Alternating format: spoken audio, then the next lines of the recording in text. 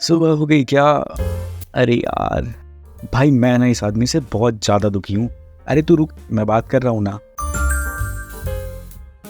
क्या 33 किलोमीटर अभी से?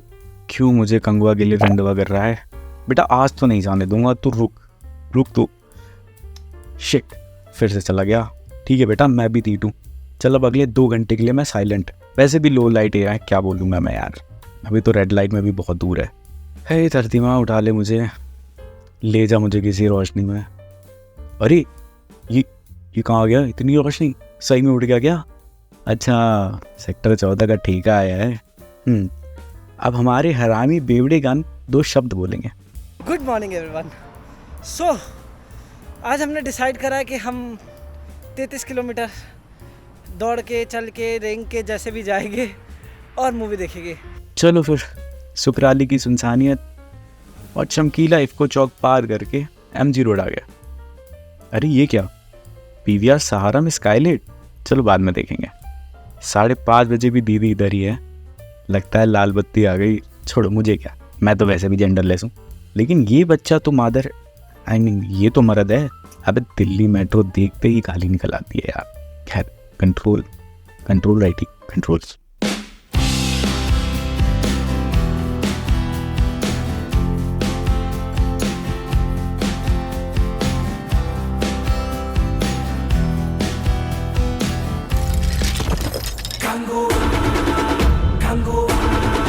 तो फाइनली गुड मॉर्निंग हो गई है।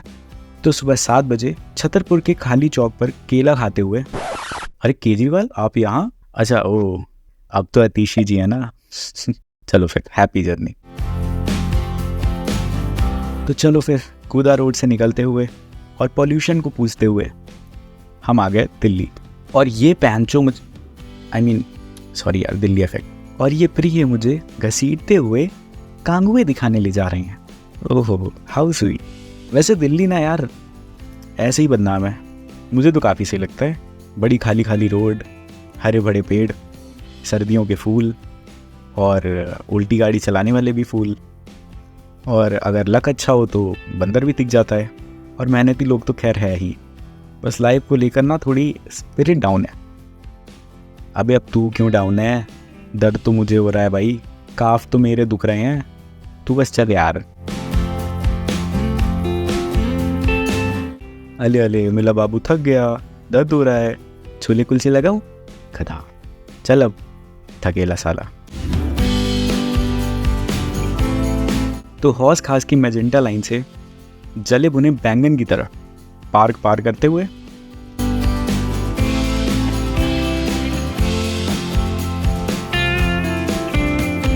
चिराग की तरह खुद को घिसते हुए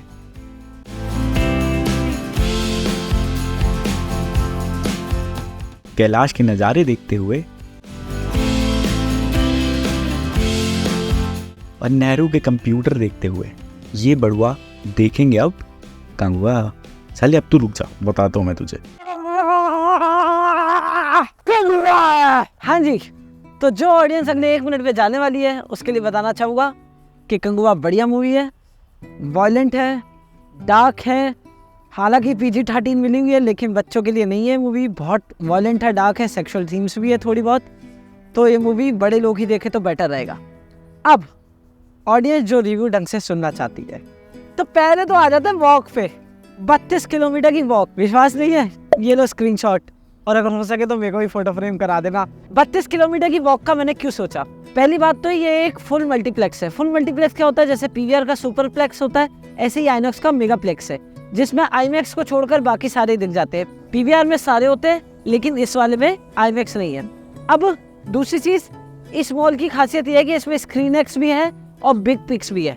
बिग पिक्स एक बड़े पर्दे वाला फॉर्मेट है कि थोड़ा स्क्रीन साइज ज़्यादा एक्स्ट्रा बड़ा होता है नॉर्मल पर्दे के हिसाब से, थोड़ी ऊपर से वाइड होती है मूवी। आई गेस 16:9 का स्क्रीन रेशियो बोल सकते हैं।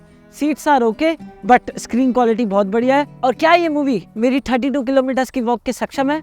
यस, मस्त मूवी है भाई साहब। मतलब यार पता है मूवी में ना फ्लॉज बहुत है, बहुत ज़्यादा फ्लॉज है, लेकिन ना यार मूवी स्टाइलिस्टिक, पेसिंग इतनी है ना कि आपको पता नहीं चलेगा कि मूवी कब खत्म हो जाएगी। हाँ, थोड़े बहुत डम मोमेंट्स आते हैं, बोरिंग मोमेंट्स आते हैं, लेकिन यार मूवी मज़ा देती है।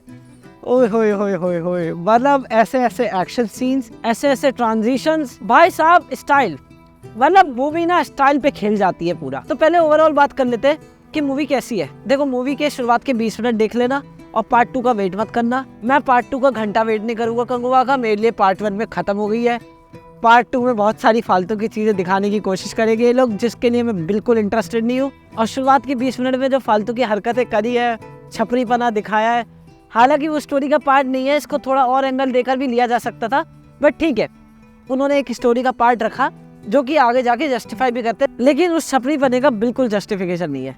अब बात आते हैं कि स्टोरी क्या है। तो कहानी 2024 और 1007 में प्लेस करती है। 1007 का पार्ट सबसे ज़्यादा होना चाहिए क्योंकि वो पुराने समय का पार्ट है, उसकी स्टोरी टेलिंग बढ़िया दिखाई है। तो अलग अलग ना ग्रुप्स दिखाए हैं, ट्राइबल ग्रुप्स दिखाए हैं और उनके बीच में एक हार्मनी है। तो सन 1007 में कहानी कुछ इस प्रकार है कि बाहर के जो रोम के जो वो इन्वेडर्स है, वो इन 5 टापू के बीच में आ गए, जो 5 कम्युनिटीज रहती है, और इनकी हार्मनी भंग करने के लिए कुछ लालची लोग इन्हीं के बीच में खोट डाल देते कुछ चंद सिक्कों के लिए।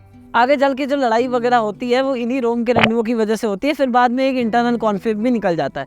अब जो नया समय, पहले जो डर लग रहा था कि भाई ये आधा छपरी आधा ट्राइबल, थोड़ा अजीब हो जाएगा मामला, और ईगल वगैरह भी दिखाया गया था ट्रेलर में, तो मुझे डर यही लग रहा था कि भाई ये असासिन्स क्रीड वाला रूट फॉलो ना करे।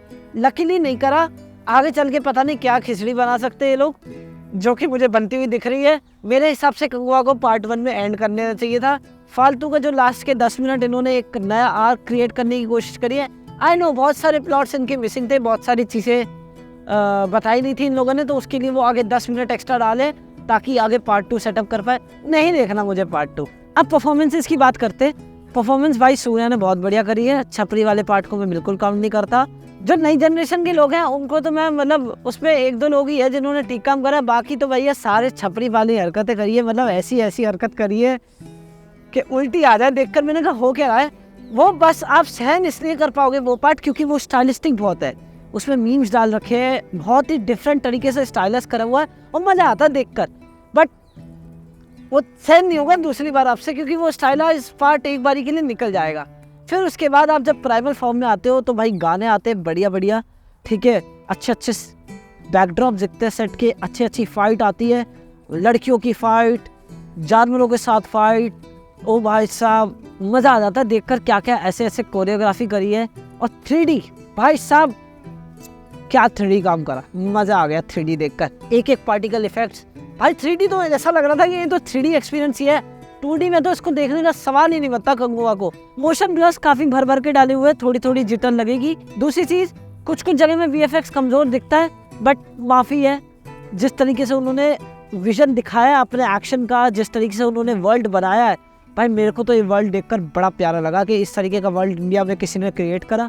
इस वर्ल्ड की इतनी सारी कॉस्ट्यूम्स, हर एक कबीले को बढ़िया बढ़िया कॉस्ट्यूम, एक तरीके का पेंट मार्क, और हर मज़ा आ रहा था देखकर। मतलब क्या ही बोलूँ मैं। और अब आते हैं बैकग्राउंड म्यूजिक में। एक चीज़ है यार, बड़े टाइम बाद मैंने ऐसी साउथ इंडियन मूवी देखी है जहाँ का हिंदी डब का जो राइटिंग है वो वीक है म्यूजिक की राइटिंग से। मतलब जो सॉन्ग्स की राइटिंग है वो ज़्यादा बेटर है और जो डबिंग की राइटिंग है वो वीक है। बड़ा उल्टा ही सीन हो गया। बट ओवरऑल डबिंग मेरे को अच्छी लगी, गानों की डबिंग अच्छी है। इनफैक्ट जो छपरी वाला गाना भी है वो भी मुझे काफ़ी अच्छा साउंड करता है, डबिंग के वाइज भी और म्यूजिक वाइज भी। और भाई साहब इस मूवी की जान है इसका म्यूजिक और बैकग्राउंड। सही में देवी प्रसाद रॉकस्टार है। और अब तो पुष्पा 2 से मुझे बहुत ज़्यादा उम्मीद है कि जिस तरीके का इसने इस मूवी में म्यूजिक और बैकग्राउंड स्कोर दिया है, यहाँ तक कि जाते जाते भी मैं बैकग्राउंड स्कोर सुनता आया हूँ, इतना प्यारा बैकग्राउंड स्कोर है। लेकिन यार कुछ फ्लॉज ऐसे, मतलब मूवी में ना कुछ भी कहीं पे भी हो रहा है और कोई प्रॉपर एक्सप्लेनेशन नहीं दे रहा रखा है, जो कि एक मूवी का ड्रॉबैक बन सकता है और लोगों को शायद इस वजह से मूवी अच्छी ना भी लगे। बट मैं तो हेड्स ऑफ करना चाहूँगा जिस तरीके की वर्ल्ड बिल्डिंग टीम ने जो काम करा है। 3D और VFX वसूल तो कर देगा भाई पैसा। थोड़ी लंबी भी लगती है मूवी लेकिन चल जाएगा काम। भाई मैं बता रहा हूँ, चिल्ड्रंस डे में कंगुआ ग्लैडिएटर्स की स्क्रीन्स खा जाएगी। साबरमती रिपोर्ट का अगर कंटेंट ज़्यादा अच्छा हुआ तो चल गई। और इसी के साथ मैं चलता हूँ, काफ़ी लंबा हो गया रिव्यू की बात कर रहा हूँ। Bye bye.